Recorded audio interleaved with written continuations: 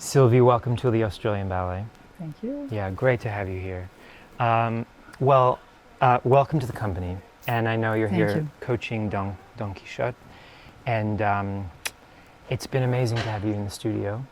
I want to rewind a little bit first and talk to you about, or ask you about, your first roles in Don Quixote. And you said it was Queen of the Dryads, or was there something before that? No. The big role, yes, it was Queen of the Dryad, but otherwise, the only thing I did in Don Quixote was the Romani, called the ballet Romani. That was that. No, I didn't do it actually. I was remplaçante. And then Rudolf. You didn't get the chance. I didn't get the chance. And then after Rudolf gave me La Reine des Dryads. Okay. And then Kitri. So, speaking of Queen of the Dryads, there's a lot of stress that comes with that variation. Did you feel that when you were 19? No, because that's what it's good when you are 19. It's that you're a bit brainless, So you go for it. You're happy. It's and then I did really enjoy it. I was not stressed. It was a good time. In fact, it was a good time about the stress because I had almost none, just a normal one that before going on stage and things like this. But what was not good is that you don't really enjoy it as much as later on when you have a lot of stress. Yeah. So it goes like this. Yeah, that's so interesting. I would say the same. I think with some of the shows that I had the most pressure under, the elation after the show was like, oh, I did it. Even during, it's like it's a lot of doubt, a lot of fear, a lot of stress before, one foot on stage, and then you are able to really enjoy it. It's like if the time is different. So some of the time I could see myself, or I could feel myself feeling, the role, the character, and the space. It was like if it was stretch, and so more stress, more pleasure. So then, in the studio with Rudolf, because we are doing Nureev's Don Q, but you did a bit of a different version of Nureev's Don Q at Paris Opera. There are some differences. Yeah, a lot in the mise en scène and What, because for me personally and for the company, we never worked with Rudolf. We never had the privilege. In the studio, what was it like, the process? Not performing with him or seeing him dance, but the process in the studio. He was asking us what he asked himself, to the be demands. It was like being efficient, being serious, respectful, and really full out. So, and also he had certain thing that he liked more, like assemblée. So we knew exactly what he wanted, after Without a while. Okay. Yes. And actually it's true that he didn't have to say much. Rudolf, you had to just look at him, the way he was living, the way he was training, always there, always at the class. Whatever he was doing the night after, he was always at the bar. Wow. Always. Because he had an active social life. Very as much as active he and had a lot of shows. Yeah. Sometimes he was dancing every night. Every morning he was at the bar. It was not like, no, I'm too tired. No, never. Yeah. So when you see that from him, if he does it, we can do it. Yeah, so then... It's an example, really. Rudolf was an example. You just had to look at him. So then you carried that mentality forward. You expected the same of yourself. Oh, yes. And I was always very demanding on myself because I wanted to produce the maximum. There is this kind of respect, not only for what you do and how you feel doing it, but also for the people who are coming. That's the goal. You are not doing it for yourself. It's not so narcissistic. I mean, you are doing it for someone. What you are giving needs to be really what you full out. You can't just say, okay, one leg here, one leg there, they're going to be happy. that's not it's not working for me, you know. Well, fortunately, that's the impression you gave us as viewers of when you danced, you know? It was this, well, it paid off. You know, it was this kind of like, we witnessed this expectation of your art, the demands that you put on yourself for your art. And honestly, that's what I think what you're giving the dancers here.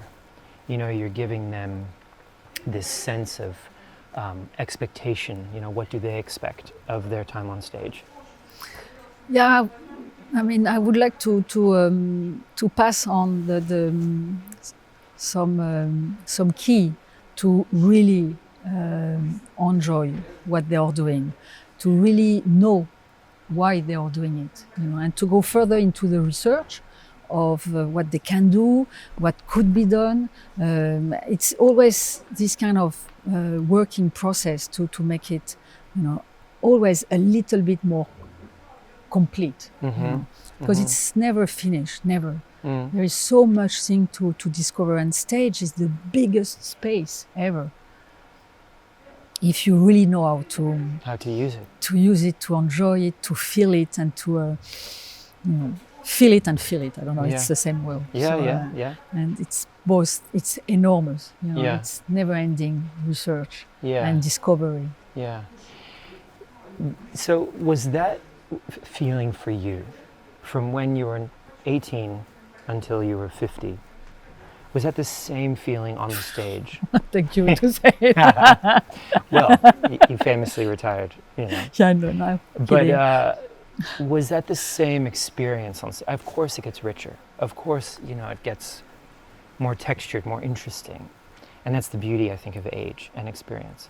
But was your time on stage, when you were performing at 18 to 35 to 50, that kind of, that sense of, you went like this? Oh yeah. Was it always like that? Yeah. I didn't know stage. I never dreamt of being a dancer. I haven't seen it on TV. I didn't have anyone in my family that was near that world. Yeah. And the first experience I had was when they asked me, when I was still a gymnast, I was supposed to leave, you know, the school after a year. It was just a try, you know, gymnastic, dance, a try. After 1 year, you leave, you go back to. But then I stayed. They asked me if I wanted to stay, and I said yes. I said yes. Why? Because the director of the school said, if you want, you can be part of the school show, you know. And I said, well, yeah. Up to now, what I did, you know, the class and all of that was. I didn't. No, it was not. I mean, gymnastics was more exciting. You know, it was much more alive. And the other one, I thought it was discipline. The teacher was a bit like that. Anyway, I said, well, let's try it. So at 11, I had this experience of stage. You know, preparing, rehearsing, the curtain up, the audience. You feel the audience, and I said, that's it. You know, that's what I want to discover. I want to know more about it. So after they say, well, now we have the choice. You want to leave us or you want to stay? So I stay. I stay, yes. Yeah, great. Yeah. And I always had that because I always said that if at one point I feel unhappy or bored or you know, not in my place, or I don't want to be frustrated, I want to be blasé, I will go away. Yeah. We're hearing the violin midway through dress rehearsals, just for us. Good. Practicing. So Kitri, did this role sort of, you know, when I think of you as Kitri, with the tutu, with all that you kind of did individually, was that, did that develop, did that change, or did Kitri start a certain way and then sort of, you know, how was your experience with Kitri? Yes, it did grow, you know, because again, I started, I think it was one of the first big role I did, Swan Lake first. Then I was young, it's a kind of easy role to do when you are young, because you are full of energy and technique. You don't see it as a problem, and it's fun, and you have your partner. It's fun to do.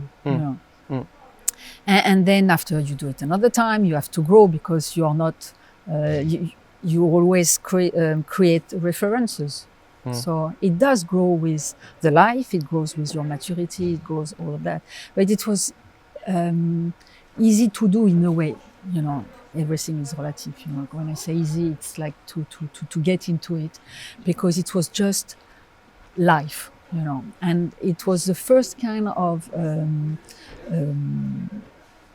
introduction to sort of acting or theatrical things. Because I always love that, to have a nice dialogue with my partner and to do things for a reason. I again, because I was not. I never dreamt about being a dancer with a tutu, with everything that goes with it. I had no code at all. So the relation I had with my partner was a true one, was not one with codes. But also the relation you had with your characters, I find. Yes, and maybe you're but not conscious of this. Yeah, but I can't be a character alone. I was asking questions to my partner, and I was expecting for them to answer. That's where the role can really live. You can't do it alone. No. So I always was interested by that, to communicate. So we had. I always choose my partner to have good connection, good dialogue. Yeah, great. Logic. It's clear. I ask you a question. If my question is clear, you're going to answer me.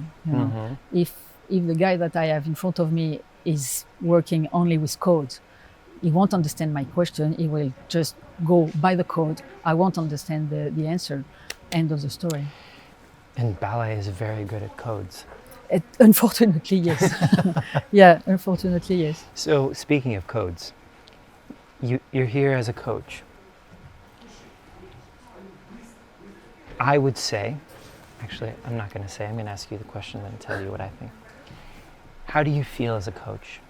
Coaching not just Kitri, but Basilio, and you're coaching almost the entire company at certain stages. How do you feel as a coach? Well, I am happy to share. It's like my experience, and I know where I've been, and I know what it can be. So it's like going faster into the discovery. I went through that, so I can already tell them, this is what it's like. Yeah, it can be like this. If you think it that way, if you work on that way, it can be like that. So it's. I could make them gagner du temps. I don't know how you say that. Save some time. Because it's already something that happened. You've experienced. Yes. And so it's sharing experiences, giving them a little bit of instrument to go faster into the discovery. I was sort of going to say the same thing, to be honest, because I think it's not just experience. I think when I see you working with the dancers of the company, it's for me, how I've seen you in your career, the expectation, the choices you made as an artist, the choices you made in characters, is actually how you're coaching the dancers. But it's not this is what I did, do it my way. It's this is what I did. This is the food that I have to give you, and then you're nourishing the dancers. Yeah, I show them some doors that once they open it, they will find their own ways. That's how I see it. I mean, it's no need for me to tell them what I was doing. I am different as a person, as a physique, as we all have different qualities. You can't stick something to someone. It's impossible. They have to do with what they have. I did with what I had. You did with what you had. You can't just go against it. So you help them to go somewhere with the luggage they have. It's just that they need to really, really know exactly what they have, or how to unpack it. Yeah, yes, because sometimes it's like they don't look down. They don't search. They don't. There are some details. There are things that they can really, scratch and see more. So. And it's something that when I'm watching you coach, what I'm surprised at is you almost never coach technique. I know, because they are professional. They should know. Yeah. So, it's only small details because, I love lines and things like this. And also it's nice to still keep that, but I'm not crazy about en dehors. I'm not crazy about, it's not what makes me vibrate. But it's not what makes the audience vibrate. Technique can become so dry and so, sure, it can be very exciting, of course, but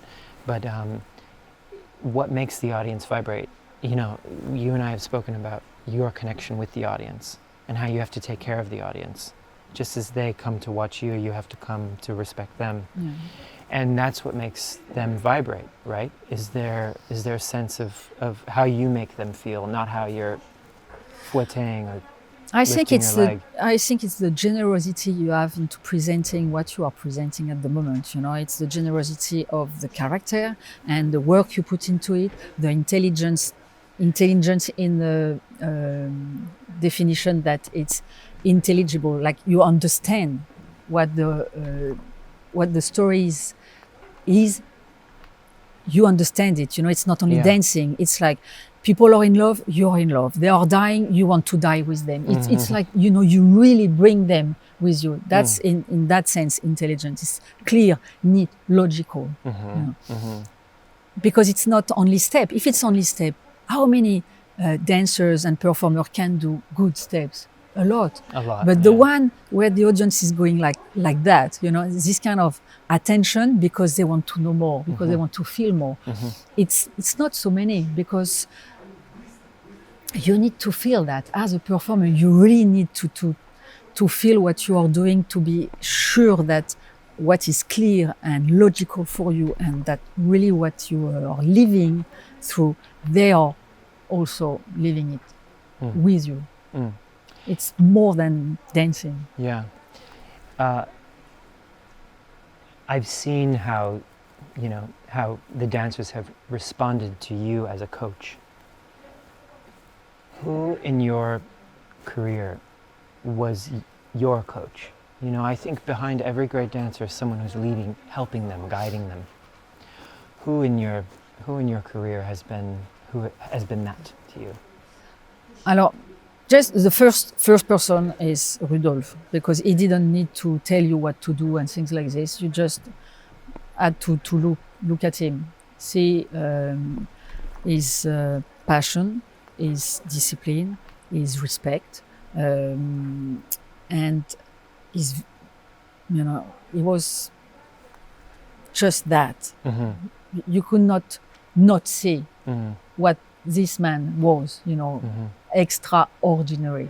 So, and when you try to understand why he was like this, you learn a lot of things. You learn, as I said, you can't go without discipline. You can't go without being there every day. You can't go without pushing yourself all the time. You can't do without that. And he was like that. So that was my first school of life, I would say.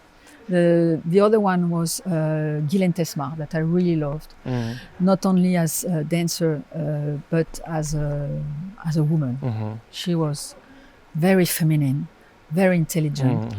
I mean, she didn't have a great technique. She was not doing pirouetting on the head or something like this. It was, but she was so elegant, and there was this kind of woman that you don't really see often on dancers. You see athletes, you see performers, but to have this kind of she was subtle. She was and this I like, and what I like most, because she, like me, she didn't really care about technique. Yes, when sometime I needed to put a foot on the horse, she was telling me, darling, don't forget that sometimes. But what I could do with her is to talk. Talk about, I was saying, listen, I feel stuck here. I'm doing that, but I don't want to do it like this because, I don't feel it, or it's not what I want to project, or, so, and we had a conversation more than do it again and do it again. It was just talking. Yeah. And she was great at that. So the Australian ballet dancers, for the people watching that haven't maybe seen the dancers, what has been, and this isn't a plug, They were great. or I'm not fishing for answers here, but what has been your experience with the dancers here?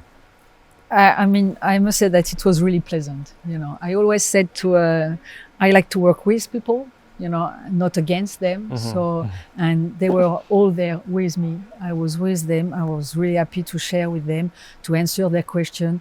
And what was great is that I could see some result. You know, it was not like only saying, and again the same thing. No, there was always, you know, you could see that they were taking it on board, and next time I could see that the evolution, and this is really, really great. Really rewarding. Yeah, and yeah. Rewarding for me as artistic director to come into the studio on day 2 or 3 and then come into the studio at the end of week 2 and to see that development. It's like, you know, happy director to see the development of these artists. And but it's good because it's not as dancer, you know, there are some dancers, many dancers here that they have an excellent technique. I don't have anything to teach them, you know. Just have to tell them who they are, you know, and really enjoy who they are as an artist on stage, interpreting this kind of role or that kind of role, you know, everything that they can find and put, you know, some little decoration here, some art here, some flesh there. It's, you know, what they can do again with what they have. It's discovering themselves, basically. great. Well, the sign of a great coach. I don't know. I didn't torture anyone, I'm sure. No, you didn't. I hope so. No, you didn't. No torture. Sylvie, thank you so much for chatting. You're welcome. Great to have you here. And I know the company's been really lifted hearing your perspective, hearing your side of things, and just giving them the baggage to dig deeper and deeper and deeper. They have one. Yeah, they just need to use it. Yeah, great. Yeah. Thank you so much. You're welcome.